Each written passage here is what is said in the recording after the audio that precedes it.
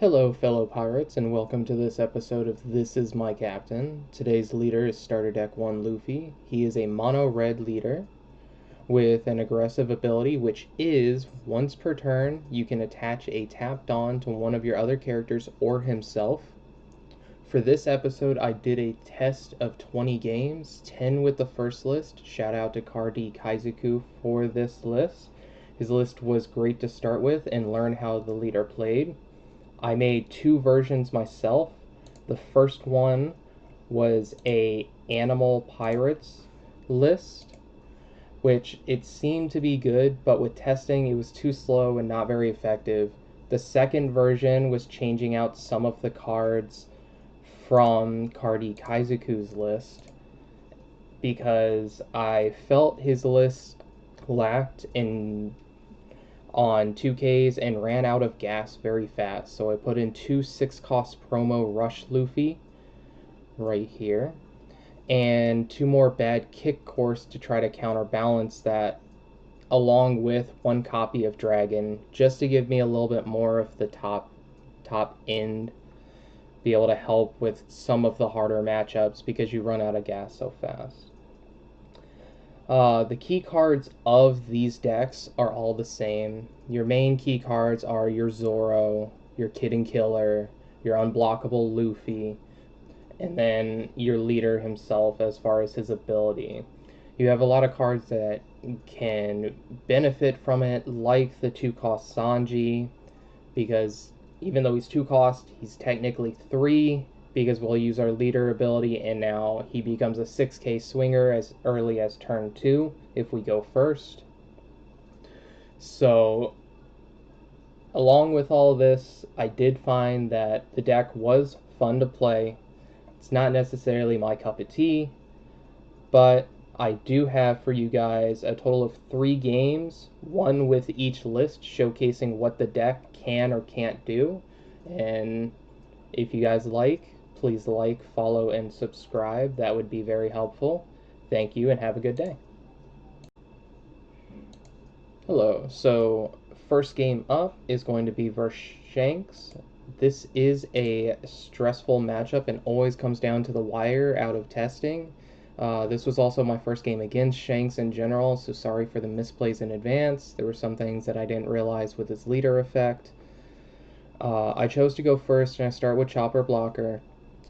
He passes on his first turn. Turn 2, I didn't realize that his leader can affect my leader, so I just end up attacking with leader with no Dawn attached. And then I play Zoro and use leader effect after this to be able to attach a Dawn to him and swing 6. And after that, I pass. On his turn, he swings 5 into my Zoro. I debate here a little bit if I want to use like Chopper or if I just want to counter out. But I decide to just counter out instead. Try to preserve 2 attacks this turn. That's when he plays Lucky Roo. First time reading the character. I, again, have never played against this deck before, so this was fun to play against. Very stressful, though. So from here, I'm just debating how much Dawn I want to throw on my Zoro. I decide to throw 1 on to swing 6. And then from there, I decide I'll throw 1 onto my leader, swing another 6. Because the plan is I'm going to play out this 2-cost Sanji, attach 1 to him, and use leader effect, so that way then he can have rush this turn and swing another 6. That's 3 attacks right there. I felt like that was kind of what I needed to do with this deck, and kind of what I needed to do in this matchup. I need to out-aggro him and try to make him use his leader effect on something like my leader right away, rather than letting him just pick and choose what he wants to do overall. From there, he does swing into my Sanji. I let it go, and then he plays the 5-cost Ace. On my turn, I draw into a 5-cost Luffy. I'm thinking right now about how I want to place my Dawn on Kid and Killer and on Luffy. I decided to throw 3 on leader, swing 8, he takes it.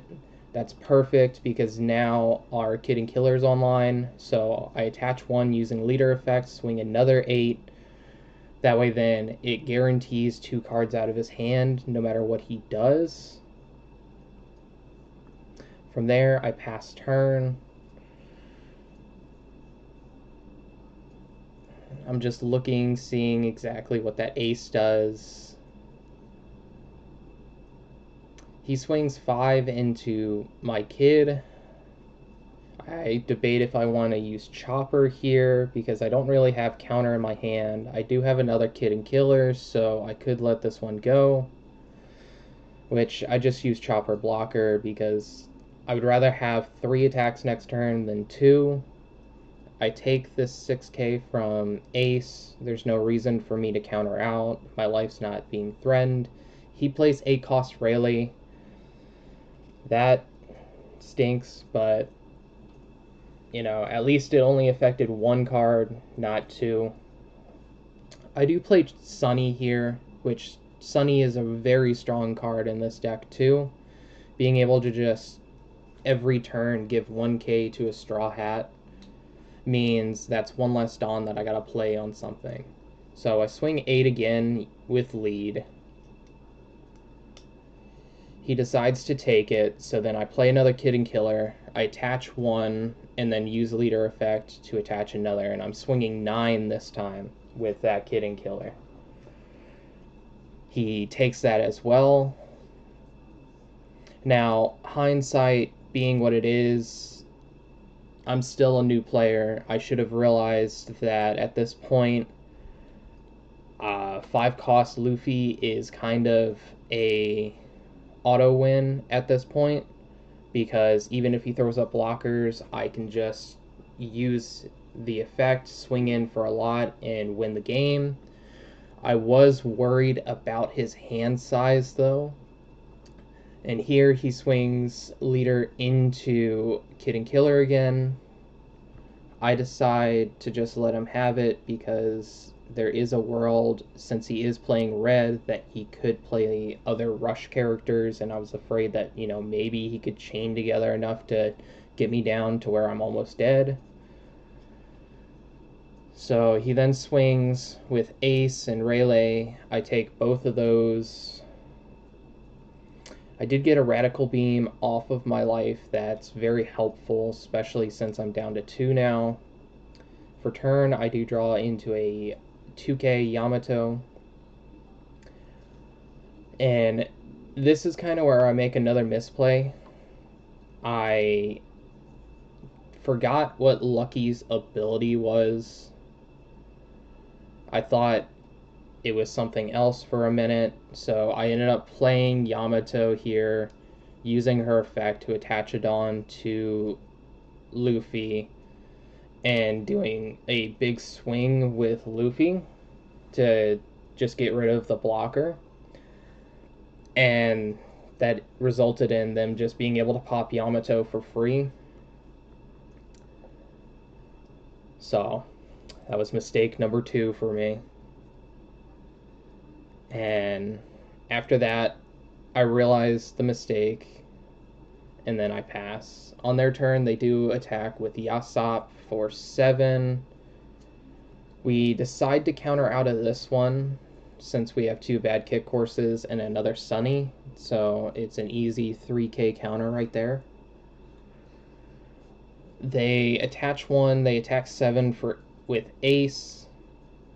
I debate whether or not I want to take it or not. I decide to take it because I would rather them use more of their resources to try to go for game right here, rather than throwing down like another blocker. Because this is when I realize, 5-cost Luffy gives unblockable for itself. So they do play Dragon, and they just try to win the game here. They attack 7 with Shanks. I decide that I would rather just take this and hope for like another 2k off life. I do get it. From here, for the 8k from Rayleigh, I do use the Radical Beam to be able to get out of that. Then they do 9k with Dragon, and I have just enough counter to get out of that one as well. On this turn, they don't have any blocker, so I decide to just throw all my Dawn along with Sunny onto my lead and hope that it's enough with the cards that they have in hand. And it just so happens that it does turn out to be just enough. So that is game one. For our second game, we have us versus Reiju. This is a match that I'm not necessarily fond of too much because it's difficult to figure out whether or not we just have to run them down or if we should be worrying about their board, because they cheat out a lot of cards, which is what Reiju does, and that's kind of difficult for us to deal with since we're kind of just all gas, no brakes. But this list is the one with the animal pirates that I was trying out as well. So it was running like all of the good choppers. It was running like hiking bear. So here I play out the 1-cost chopper blocker, and then I attach 2 Dawn after playing Sunny using Leader Effect to be able to swing in for 7 there. I could have swung in for 8, but I decide not to. They do, on their second turn, play Baby Niji into Big Niji to immediately pop the blocker. I was reading it to see exactly how it worked. They then attach a Dawn, swing 6. I decide to take it. And then for my next turn, I'm just debating about how I want to sequence things. I know that I want to play the 3-cost chopper now that I drew the bear, because that's something good to get off of it. So I just decide to play it first and then play the bear with it. I debate if I want to play the 1-cost blocker chopper that I have in my hand as well. And I do decide that that would be very beneficial, so I only attach 1 Dawn, use the Leader Effect to attach the second, and then use Sunny this time to be able to swing for 8. And then I just end my turn by playing that chopper blocker.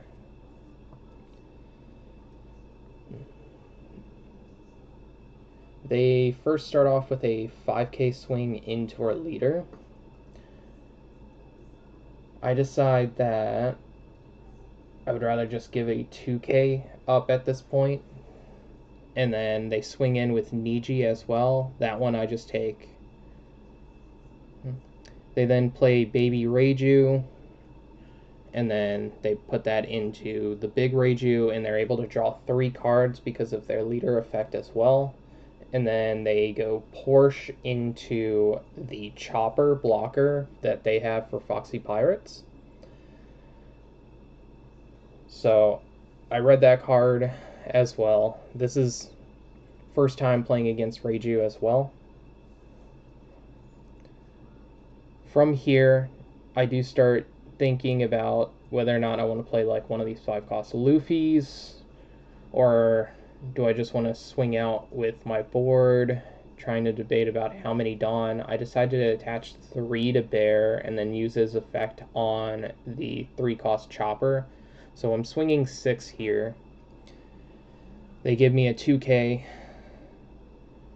I then decide that I'll attach 2 to the chopper and swing for 7. They just give me the blocker, so then I attach the last 2 and I use Sunny to be able to swing for 8 again, but this time I'm going at Niji. I'm trying to get that off the field as well. They do decide to let it go, and then I just pass turn. They have a second copy of Niji. They play it. They pop my blocker chopper again. And then they swing 5 with Reiju into Bear. I decided to just let that go. It wasn't really worth fighting for, and I didn't have the counter to do so anyway. They then swing 6 into other chopper. I have to let that go as well. Then they swing 5 into lead. I decide to take that. We get a 3-cost chopper. And then they just play the chopper blocker again. So from here, I'm just looking, trying to see if there's anything that I could do to scrounge a win, but I saw the writing on the wall at that point. There was just no way that I could out advantage them or kill them in time before they played anything else that was going to finish me. For our last match, we have the revised list from the first one against Blackbeard, and I have to say, I kind of like this matchup for starter deck Luffy. Blackbeard's leader effect doesn't really affect us too much. We do start off with a 1-cost Nami Surger, and then we just get Zoro off of this. I was debating a little bit if I wanted to get the 6-cost Luffy, just to have like something for endgame, but I decided that with my curve, this would be perfect. They play the Lafitte and search with it, and they end up getting a Doc Q. From there, they just pass turn. Our turn, we have 3 Dawn, we debate, and we play the Sunny. That way then we get that out on the field now. We use leader on our leader, swing for 7 right there, and then we use Sunny to pump up Nami to be able to clear out their Lafitte so they can't continuously search. From there, we just pass turn. On their turn, they start off with a swing with their leader. We decide to just take it real quick. There was no reason in using any counter this early. They then play a Doc Q to pop our Nami. That's when I decided to start reading it and realized that it's 1 cost or lower. So they then play out This Is Our Age, and they get a Burgess. From here, on my turn, I swing 5k into the Doc Q. I just want to get that off the board now. That way then if they have any cost reduction, I don't have to worry about it. I play out Zoro. I then play out Brook, so that way then I can still attach the 2 Dawn, still use Sunny, and swing for 8. But this way I have 2 bodies just in case they do have like another Doc Q plus a cost reducer. So my goal at this point is, I know that they have a 10 cost blocker Blackbeard that everyone's been talking about, and I'm trying to beat them before they have a chance of like really establishing that. They do decide to counter out of that Zoro swing with 2 2Ks. And then from there, I just pass turn. Here, they're just debating about what they want to do. They attach 2, and then they swing 7 into my Zoro. I let them take that. Don't really have the counter to be able to protect that Zoro, but I do have a second Zoro in hand as well. They then just play out Doc Q, and they use leader effects. Here I had to read the leader to make sure that it was only on play abilities that don't activate, and this is where like our Luffy deck shines, because all of our cards really don't have on plays except for like Brook and a couple others. but for the most part, they're all win attacking or rush. So from here, I'm just reading what was in their grave, trying to figure out how they put the liberation, and then that's when I realized, oh, they used leader effect. So then I'm just trying to figure out, do I want to play Zoro here, or do I want to play Kid and Killer this turn? So that's the type of math that I was doing. So I attach one Dawn, use Sunny to swing 7 here.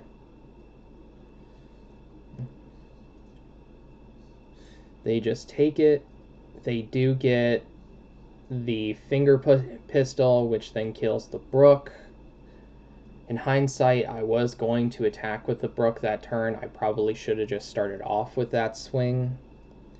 But I do end up playing the Zoro here, attaching 3, swinging for, or attaching one more with leader and swinging for 9. They take it, and then I pass. So now my Kid and Killer is online, now that they're down to 2 life. They do play Laboon, so they did have the combo to kill anything. They swing 5, I just take it. There's no reason for me to counter out at this point, and then they end by playing Burgess and using leader effect again. So on my turn, I first decide, like, do I want to go after their combo that they have on the field, or should I just keep rushing them down? And then from here, I decide it's better to just rush them down, force them to answer my things rather than me answer theirs. So I swing 7 with leader, I then swing another 7 with Kid and Killer. They're debating whether or not they want to counter out. They don't. So then we then play Zoro. We attach, use leader effect, swing another 7. That turn, it was just 7, 7, 7. They do try to counter out here, but they don't have enough, and we end up winning the game because of it.